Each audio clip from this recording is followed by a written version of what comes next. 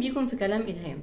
من أكتر الحاجات اللي ممكن تبوظ العلاقات وخصوصا العلاقات الناشئة اللي الاتنين يكونوا لسه مش متعودين على بعض ولا عارفين طباع بعض ومش لاقيين نقطة كده وسط يقفوا فيها ويعرفوا ازاي يتفاهموا مع بعض، هي ان انت دايما بتفتكري ان اللي قصادك مفروض ان هو فاهم انت عايزة ايه وفاهم ايه هي احتياجاتك ويلبيلك الاحتياجات دي. انت مش مطلوب منك ان انت تعبري عن نفسك، وده غلط شديد. والحقيقة ان الغلطة دي مش بتاعتنا احنا، دي بتاعت اجيال سابقة. كلنا اتربينا على كده، ان البنت ممنوع ان هي تتكلم وتقول ان هي محتاجة كذا وكذا او ان هي عايزة كذا او تطلب حاجة معينة. لا، ما تطلبيش، مفروض ان انت يعني تبقي ليدي كده وساكتة، واي حاجة تتقدم لك على طبق كده تاخديها وتلفيها وتحطيها في جيبك وخلاص. هم ربونا على كده، وللاسف الشديد الطريقة دي غلط وكلها بتجيب مشاكل بعد كده. غلط جدا ان احنا نعتبر اللي قصادنا فاهم كل حاجة بقى، وان هو اينشتاين واي فكرة بتعدي بس في دماغنا كده هو عارفها بقى وهيصطادها وينفذها لنا على طول. هو ما بيقراش افكارك ولا عارف ايه اللي في دماغك. الطريقة الوحيدة ان انت تعبري عن اللي انت عايزاه وتقولي كده بوضوح. الرجالة مش زينا، الرجالة ما بيفهموش التلميحات، دول مش بيفهموا الكلام المباشر يا جماعة. سوري يا رجالة والله، بس دي الحقيقة. الكلام المباشر كده اللي في الوش احيانا مش بيفهموه. انت بقى متوقعة منه ان انت لما تلمحي له وتقولي له لو مهتم كنت عرفت لوحدك، ان هو كده هيعرف انت محتاجة ايه؟ اطلاقا مطلقا. لازم بكلمات واضحة وصريحة تقولي له ايه هي احتياجاتك بالظبط وايه هي الحاجات اللي بتضايقك عشان ما يعملهاش. على سبيل المثال وليس الحصر، لو انت بتتضايقي ان هو على طول ماسك التليفون بتاعه وبيتكلم فيه شغل بقى وبيخلص حياته في التليفون وكده، تقعدي تنفخي بقى وتخبطي في اللي حواليكي وهو يا عيني غلبان سارح في ملكوت الله كده، مش فاهم انت مالك ولا ايه اللي مزعلك. الراجل بيعمل شغل وكل تركيزه في النقطة دي. انت بقى متوقعة ان هو لوحده يفهم ان انت متضايقة علشان هو سايبك وبيتكلم في التليفون. مش هيحصل، مش هيحصل. لازم انت لوحدك اللي تقولي له وبعبارة صريحة كده ان انت بتتضايقي لما بيسيبك وقت كبير وبيبقى على التليفون، وان انت افضل لك انه يقولك في وقت من الاوقات ان هو مشغول وانه محتاج مثلا ساعة يخلص فيها اموره، تبعدي انت بقى في الساعة دي حتى لو كنتوا لسه مرتبطين مع بعض. يعني كلام واضح وصريح كده، لان هو لوحده عمره ما هيفهم الكلام ده. والحكاية ما تجيش برضه بالخناق، ان انت تتنرفزي بقى وتزعقي وتقولي ما كانش ينفع تعمل كذا وكان المفروض ان انت تتفرغ لي والكلام ده. هما مش في دماغهم الكلام ده. يعني هو طبعا حاجة تنرفز، بس هنعمل ايه؟ هما مختلفين عننا.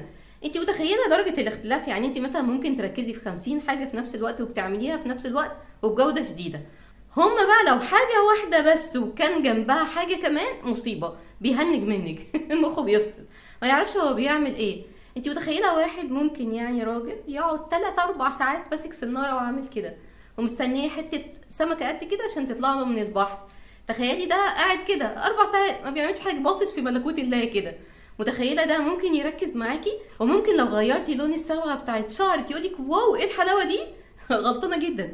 ده انت لو مشيتي من غير راس قدامه مش هياخد باله ان انت من غير راس. يبقى الحل الوحيد مع الكائنات اللي احنا بنعيش معاهم في المجتمع دول ان انت توضحي وتعبري عن وجهة نظرك وارائك واحتياجاتك بشكل واضح وصريح. ونسيبنا بقى من نقطة لا ما طلبش هو مفروض يعرف لوحده. لا، مش هيعرف لوحده ولازم انت تعبري عن نفسك. وكمان من النقط الشديدة جدا اللي ممكن تبوظ اي علاقة ان الست خلاص هي والراجل ما يبقوش وصلوا لاي نقطة اتفاق والاتنين خلاص لازم يفترقوا. تيجي الست بقى تقعد تعيط وتبكي وتجري وراه وتقول له لا ما تسيبنيش انا محتاجاك. هنا المشكلة هي برضو المشكلة الاولانية، انت احتياجاتك ايه في الموقف ده؟ انت احتياجك للامان، ودي مشكلتك انت وطلباتك انت، مش طلباته هو خالص ولا هتيجي في باله اساسا. انت اللي محتاجه الاحساس بالامان ده مش هو. واكيد لما هو هيسيبك يبقى اكيد مش هو ده مصدر الامان. واكيد ان الاختيار ده من الاول كان غلط. طالما هي احتياجك للامان كان شديد جدا ما كانش ينفع الشخص ده بالتحديد، لان مش هو ده اللي هيعمل عندك ساتسفاكشن في حته الامان دي بالتحديد. هنا بتدوري جوه نفسك وتشوفي انت احتياجك ايه، وتشوفي هل الشخص اللي قدامك موافق الاحتياجات دي ولا لا. لقيتيه مش هو ده، خلاص كل واحد بيبعد والموضوع انتهى.